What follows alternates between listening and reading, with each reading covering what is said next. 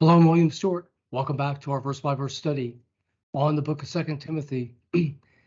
What a great book written from the Apostle Paul to Timothy, his disciple, who is heading the church of Ephesus.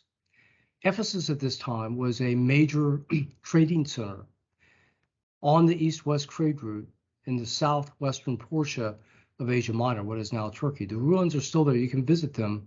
And I haven't been there, but the pictures look quite remarkable. And hopefully one day my lovely wife Jeanette and I can go.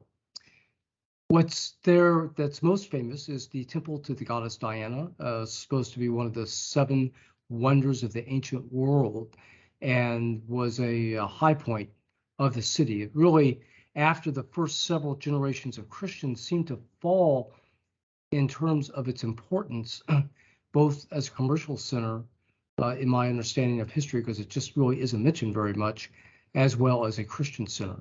But at this point, it's a major Christian center for the surrounding churches, headed by Timothy. We're in chapter 2, a wonderful chapter, talking about God's admonishments, encouragements to us, of how to behave and minister to other believers, and in encouraging us as well to the truth of the faith. We're in verse 14. After a nice section about the security of our salvation, it says, of these things, but in remembrance, charging before the Lord that they strive not about words to no profit, but to subverting of the hearers. So here we're talking about speech. First, Paul is putting them under remembrance, literally, to remind them. And this is really important for us to do as believers. If you're teaching somebody, you generally have to repeat scriptures and facts of them over and over again with great patience, because we're all slow to learn, including myself. I have to look at things over and over again. And Paul mentions several times in the epistles that repetition, actually along with the Apostle Peter too, is very important.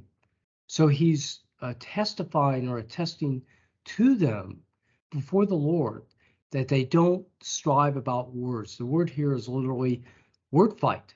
So very descriptive. I think it's used once or twice in the New Testament. What is this? Well, let's talk about 2 levels. One is our speech.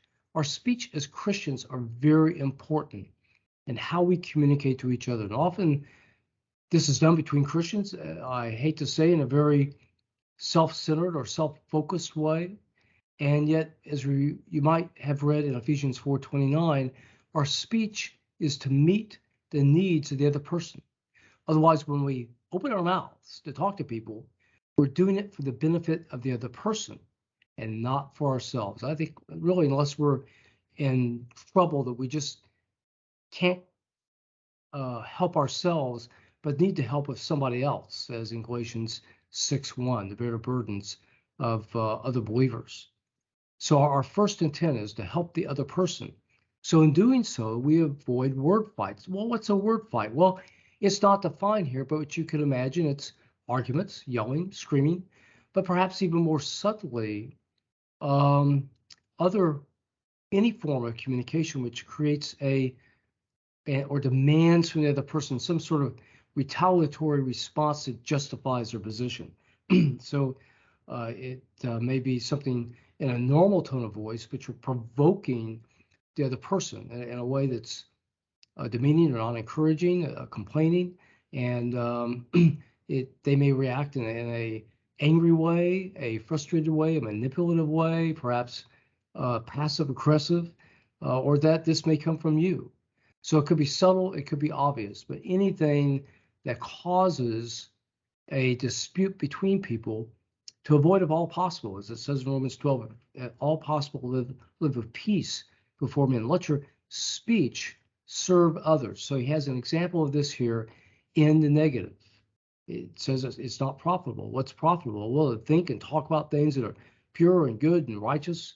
Scripture, we need to be very careful with our speech. And it says what it does then is subvert the hearers. Otherwise, the word here is literally katastrepho, otherwise to turn down. You're sort of casting them down. So in their attitude, you're discouraging them, causing them to be in a foul mood, which they'll probably pass on to other people. But yet as Christians, we have the opportunity to thank others and commend others and encourage others. And it's a wonderful thing to be able to help others and help them on their way with our speech. Okay, good verse. We'll continue on this wonderful chapter next time. I hope you join me then.